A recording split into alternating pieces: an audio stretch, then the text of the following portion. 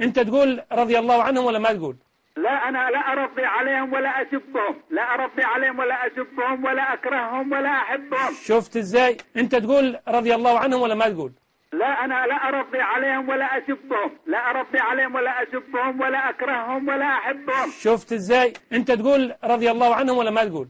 لا، أنا لا أرضي عليهم ولا أسبهم، لا أرضي عليهم ولا أسبهم ولا أكرههم ولا أحبهم. شفت إزاي؟ هنا بس حبيت أقول لك يا أخي يحيى، هنا من ناحية التاريخ، هنا لما تقول لك أنه حصل خلاف في المدرسة الزيدية، هنا الخلاف اللي حصل لأنه زيود من أشهر فقهاء من اللي هم يعتبروا يعني يدرسونهم أهل السنة، كان الحسن والحسين سيدنا عمر نسيبهم، وسيدنا علي نسيبه سيدنا عمر، ودول كانوا مع بعض وغيروا الدنيا كلها. أنا وأنت دلوقتي ربنا إن شاء الله يصلح حالنا ويستر علينا.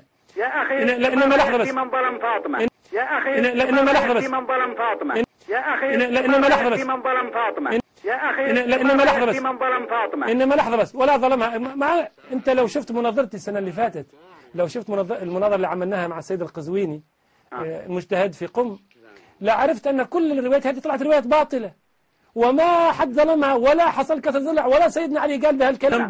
بالله إذا أخرجت منهم أعلامهم، إذا أخرجت منهم الناس اللي جابوا الإسلام لتونس ومصر وليبيا والناس اللي أقاموا يعني بيضة الإسلام، إذا أخرجتهم فأنت شوف باختصار هذا الموضوع نخليه دلوقتي يعني، لكن إذا أخرجت الخلفاء الراشدين الأوائل اللي سبقوا سيدنا علي، إذا نحن هنا أمام لحظة. أنت حر. أنا استضفت عندي في البرنامج هنا أخت عراقية ما تؤمن بالله، أنت حر تحب الصحابة ولا تكرههم، حر تترضى على أبو بكر ولا ما تترضى عليه، أنت حر. أنت حر تحب الصحابة ولا تكرههم، حر تترضى على أبو بكر ولا ما تترضى عليه، أنت حر. أنت حر تحب الصحابة ولا تكرههم، حر تترضى على أبو بكر ولا ما تترضى عليه، أنت حر. أنت حر تحب الصحابة ولا تكرههم، حر تترضى على أبو بكر ولا ما تترضى عليه، أنت حر.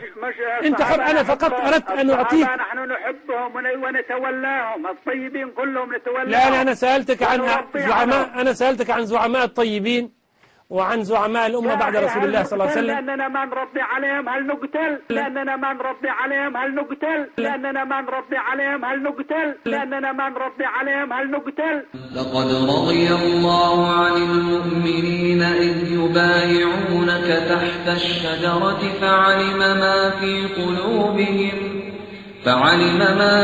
قلوبهم فأنزل السكينة عليهم وأثابهم فتحا قريبا ومغانم كثيرة يأخذونها وكان الله عزيزا حكيما.